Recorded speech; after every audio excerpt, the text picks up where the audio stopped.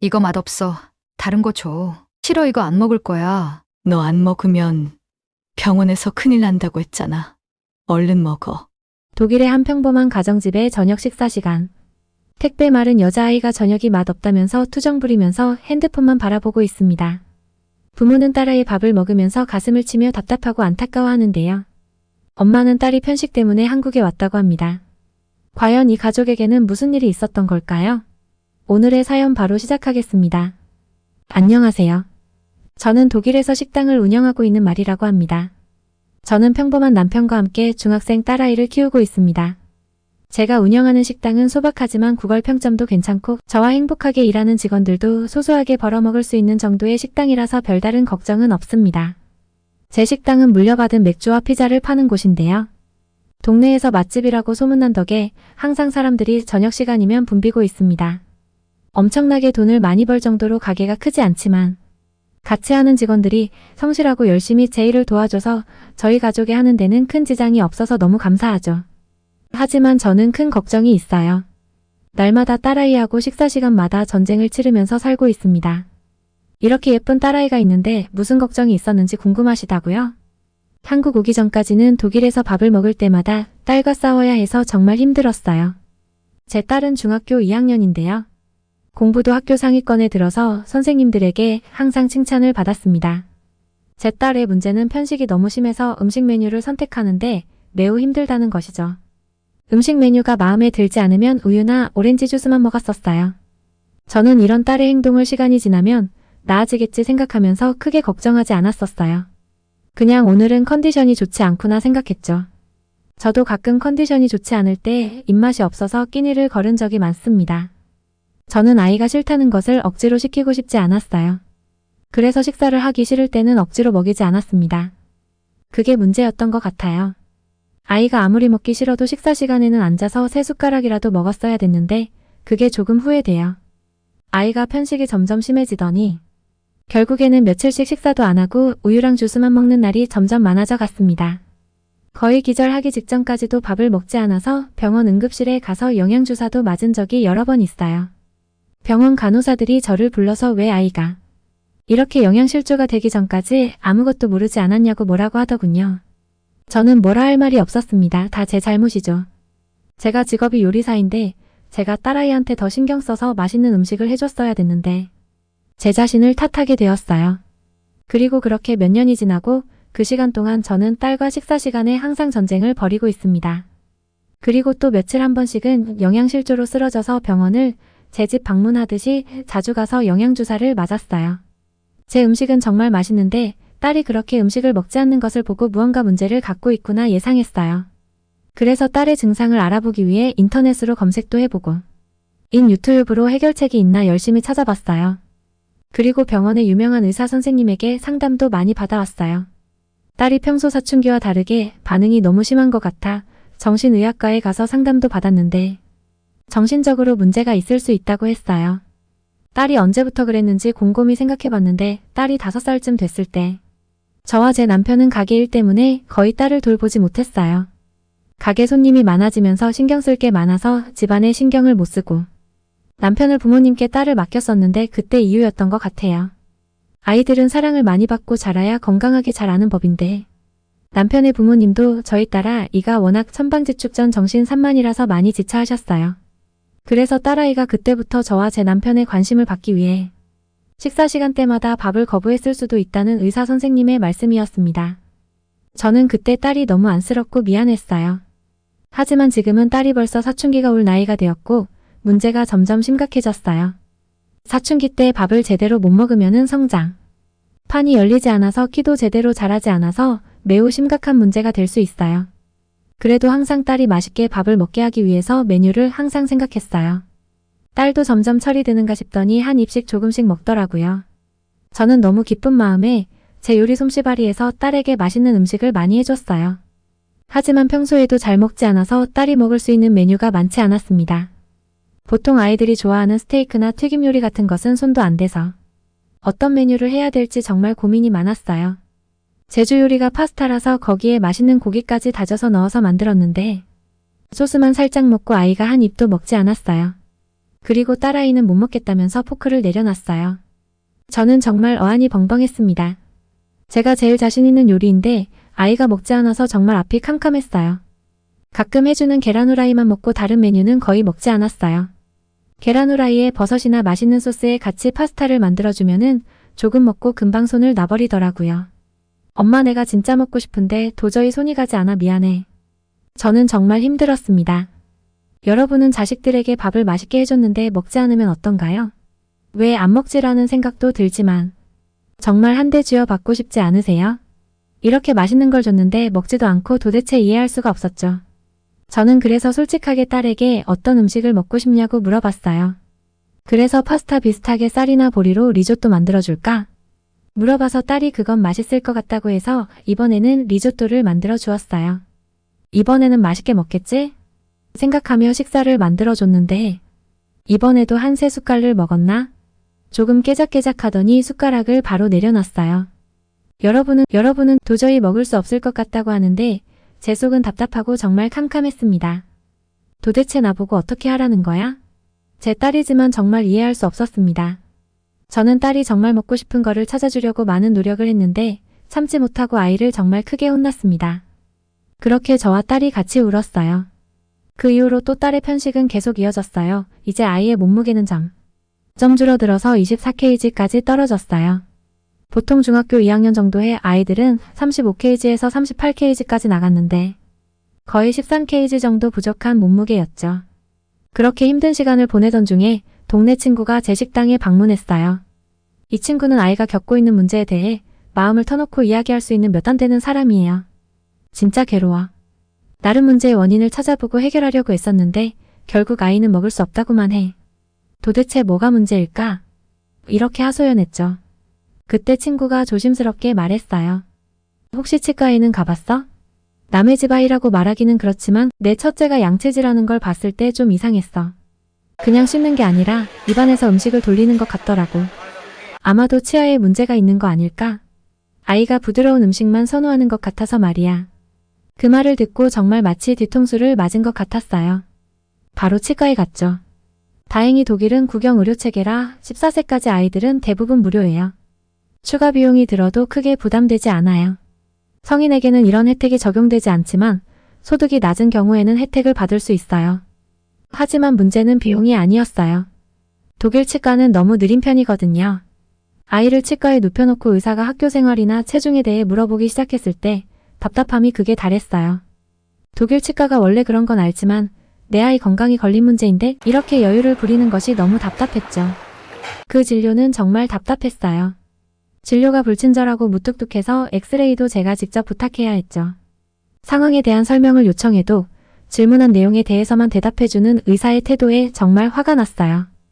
딸 아이가 아니었다면 진료실을 엎어버릴 뻔했죠. 하지만 그런 진료 끝에 드디어 딸이 부정교합이라는 진단을 받았어요. 교정을 해보기로 결정했죠.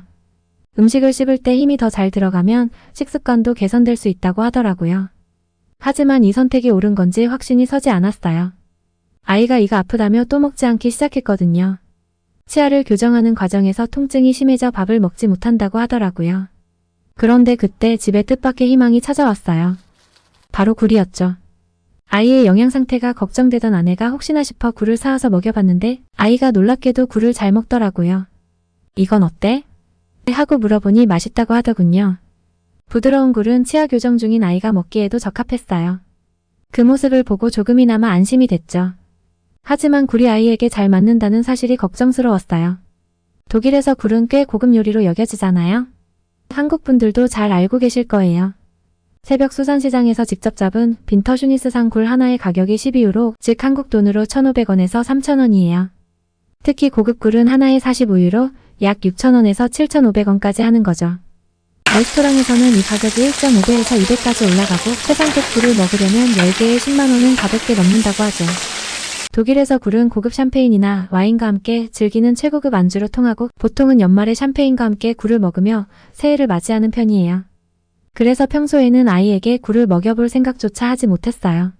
하지만 부드러운 식감과 풍부한 영양소를 고려한 아내가 혹시나 하고 사와 먹여본 거죠.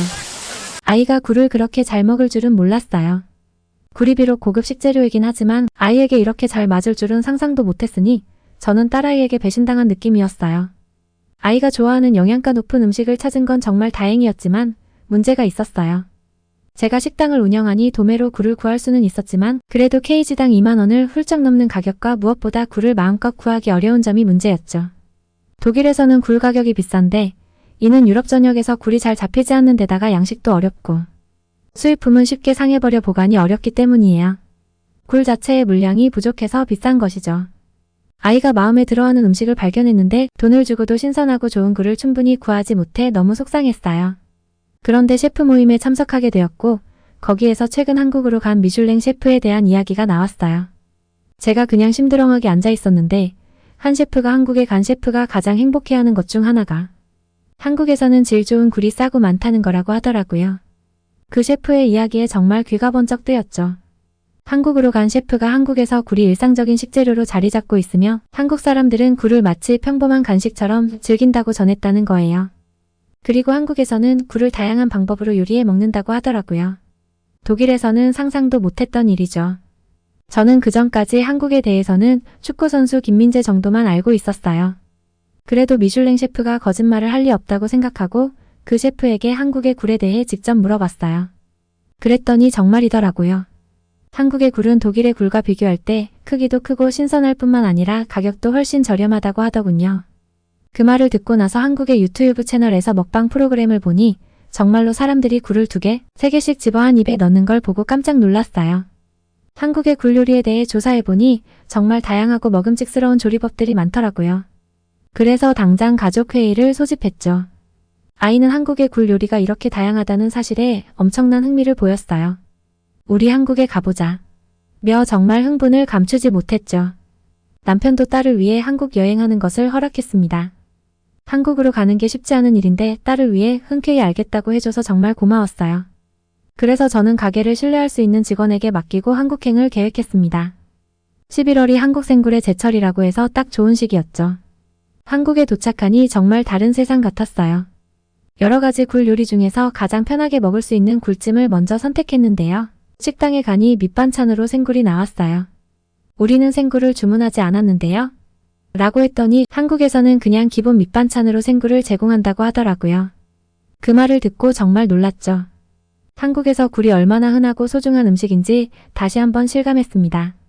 독일에서는 보통 생굴에 레몬즙만 뿌려 먹는 게 일반적인데 한국에서는 초고추장에 찍어 먹는 방식을 추천받았죠. 처음 보는 소스에 조금 망설이고 있을 때 딸아이가 먼저 도전해보더니 너무 맛있다며 엄지를 치켜 세웠어요. 저도 따라서 먹어봤는데 그 매콤한 소스가 굴의 맛을 더욱 돋보이게 하고 입맛을 살려주더라고요. 그리고 이 모든 게 서비스라니 정말 믿기 어려웠죠. 맵긴 했지만 같이 나온 미역국을 먹으니 입에 딱 맞았어요. 딸아이도 미역국이 부드럽고 고소해서 처음 먹어보는 맛이지만 정말 좋다며 왜 이제야 한국에 왔을까? 라며 눈 뒤집혀서 먹기 시작했어요. 그리고 드디어 굴찜이 나왔는데 정말 기절할 뻔했어요. 저렴한 가격에 얼마나 많은 굴이 나올지 기대했는데 주인분이 한가득 굴을 쏟아부으시더라고요. 이런 가격에 이렇게 많은 굴을 먹을 수 있다니 정말 한국은 천국 같았어요. 딸과 열심히 굴을 까며 먹고 있는데 주인분이 다가와서 입맛이 어떤지 물어보시더군요. 제가 서양인이라 굴을 잘 먹는 것이 신기했는지 주인분이 번역기를 사용해 소통하시면서 굴이 맛있다고 하자 김치도 권해주셨어요. 김치는 밥과 함께 먹어야 제맛이라고 하시며 굴밥이나 굴국도 추천해 주셨죠. 그런데 아이가 그간면이나 쌀을 제대로 먹지 않아서 아무리 굴 요리라도 제대로 먹을지 의문이었어요. 굴찜을 잘 먹는 것만으로도 감사한데 생소한 음식을 시도하다가 아이가 다시 음식을 거부하면 어쩌나 싶었죠. 하지만 주변 사람들이 김이 모락모락 나는 굴국을 먹는 모습을 보고 궁금증이 생겼어요. 결국 시도해본 굴국은 정말 환상적이었습니다. 뽀얀 국물에 스며든 깊은 맛, 채소에서 우러나온 약간의 달콤함, 그리고 무엇보다 쌀밥과의 조화가 놀라웠죠. 제가 만든 리조또를 뱉어버렸던 딸이 이 굴국에는 정신을 못 차리고 먹기 시작했습니다. 딸아이가 전생에 한국인이었을지도 모르겠어요. 식사 거부를 하기 전에도 평소 입이 짧았던 아이가 숙소로 돌아와 배를 두드리며 행복하게 누워있는 모습을 보니 한국에 온 것이 정말 잘한 결정이라는 생각이 들었죠. 그 다음 날부터는 본격적으로 한국의 굴 요리를 탐방하기 시작했습니다.